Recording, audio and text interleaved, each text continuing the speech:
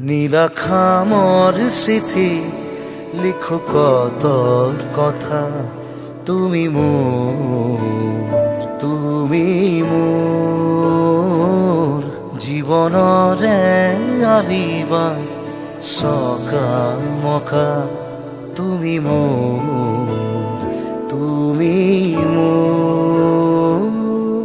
কাহিনীৰ মাজতে কাহিনী ভৰা